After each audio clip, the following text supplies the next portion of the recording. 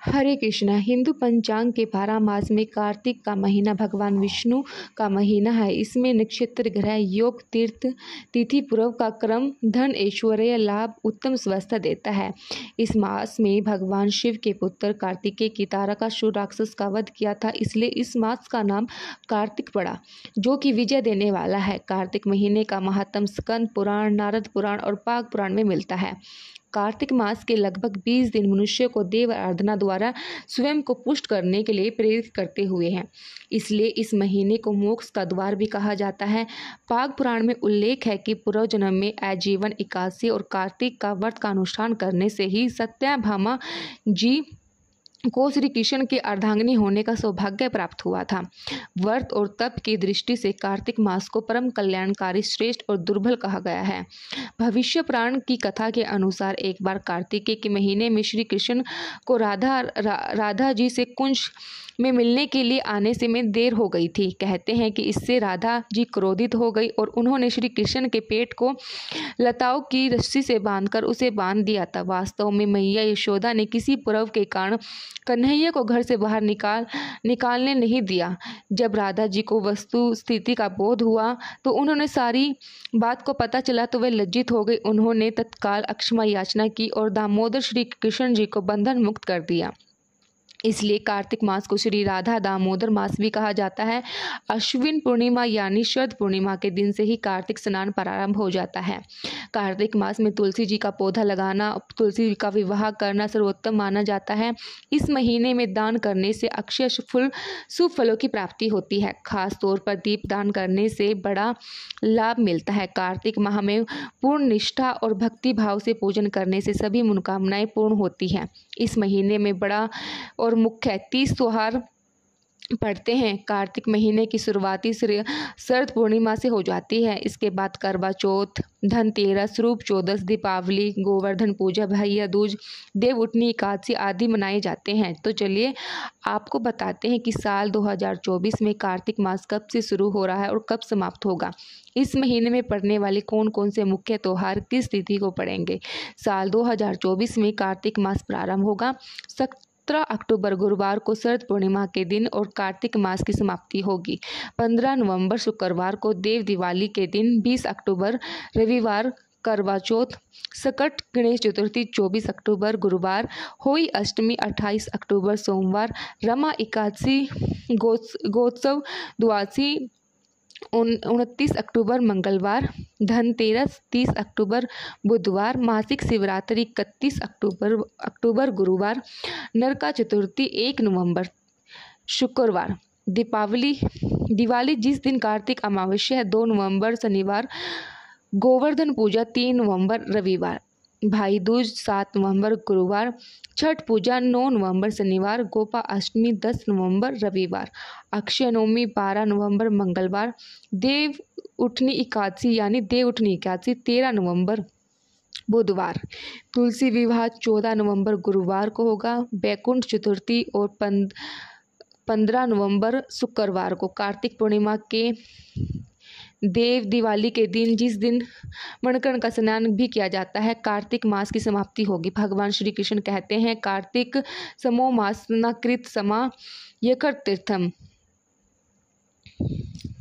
कार्तिक मास में तुलसी जी की पूजा जरूर करनी चाहिए। सुबह शाम सेवा दीपदान करना चाहिए। इस महीने में आपको अपनी समर्था के अनुसार दान करना चाहिए। कार्तिक महीने के अंतिम 5 दिनों को पंच भीखु दान व मंगलवार को देव उठनी एकादशी और व्रतों की समाप्ति होगी। 15 नवंबर शुक्रवार को कार्तिक पूर्णिमा के दिन। अब जानिए कि कार्तिक मास में क्या करना नहीं चाहिए और कौन कौन से नियमों का पालन करना चाहिए और क्या क्या सावधानी बरतनी चाहिए और क्या क्या काम नहीं हमें करने चाहिए। शास्त्रों के अनुसार इस महीने में मांस, मछली, मठे का त्याग करना चाहिए। पूरे महीने संयम से रहना चाहिए और इसके अलावा व्रत, उपवास और नियम के साथ करने चाहिए।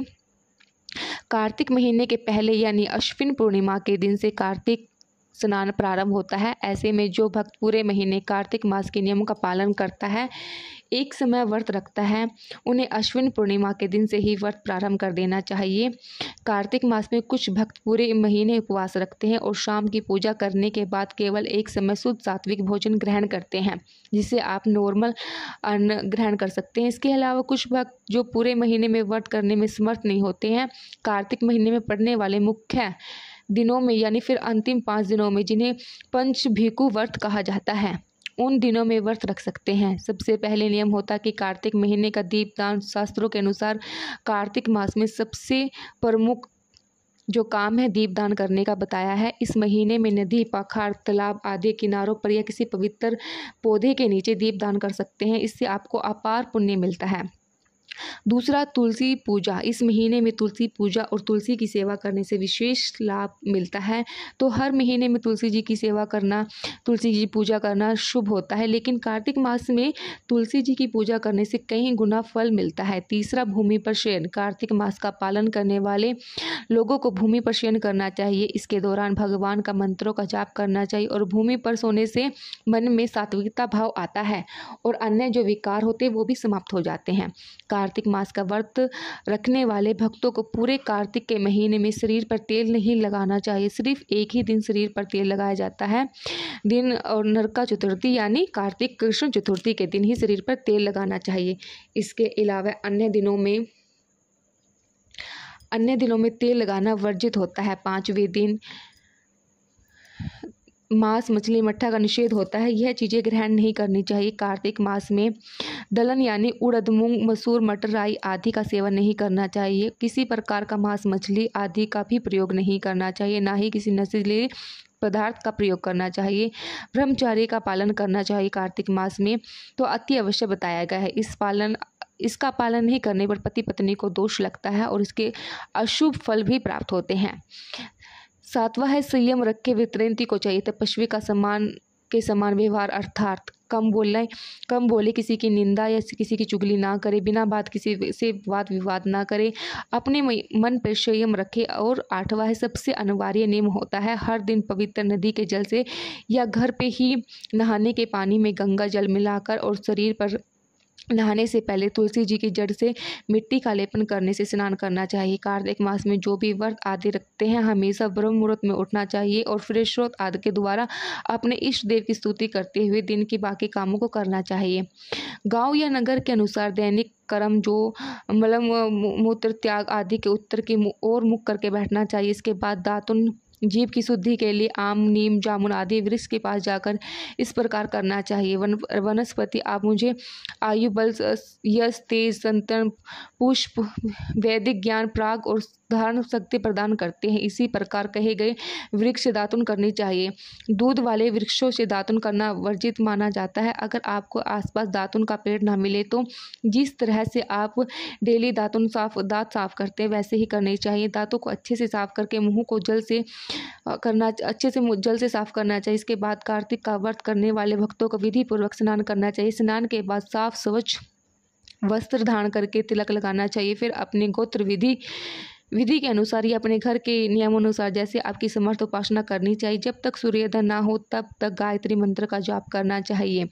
कार्तिक स्नान करने वाले भक्तों को शरीर पर तेल लगाना, दूसरों को दिया भोजन ग्रहण करना, अधिक तेल वाला खाना, बीज वाले फलों का सेवन से 2 टुकड़ों में बंटने वाली दालें जिनके 2 बीज होते हैं इसी तरह की दाल नहीं खानी चाहिए। इसके अलावा गाजर, बैंगन, बासी भोजन, मसूर के कांसे के बर्तन में भोजन कतई नहीं करना चाहिए। कार्तिक मास का पालन करने वाले भक्तों को ये चीज़ें हैं जो भंडारे का प्रसाद भी वो भी ग्रहण नहीं करना चाहिए। शूद्र का अन्न नहीं ग्रहण करना चाहिए। आंवले का फल का दान करना बहुत शुभ माना जाता है। मौसमी फलों, वस्त्रों और मौसमी फलों की मौसमी सब्जियों का दान करने से अपार पुण्य मिलता है।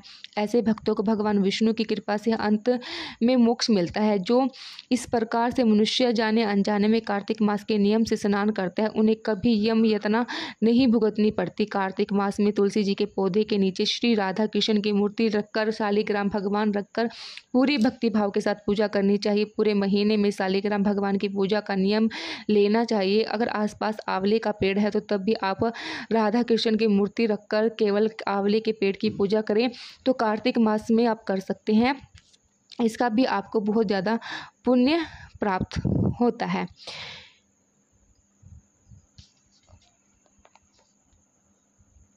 तो कार्तिक मास में छोटी छोटी चीज़ें आप जो आपको ध्यान रखनी है। उम्मीद करते हैं कि आपको ये वीडियो अच्छी लगी हो, ये जानकारी सही लगी हो। अगर आपको वीडियो अच्छी लगी तो वीडियो को एक लाइक ज़रूर दीजिएगा, और अभी तक चैनल को सब्सक्राइब नहीं किया है तो चैनल को भी सब्सक्राइब कर लीजिएगा, और कमेंट्स में राधे कृष्ण जरूर लिखिए। जय श्री कृष्णा, जय श्री राधे।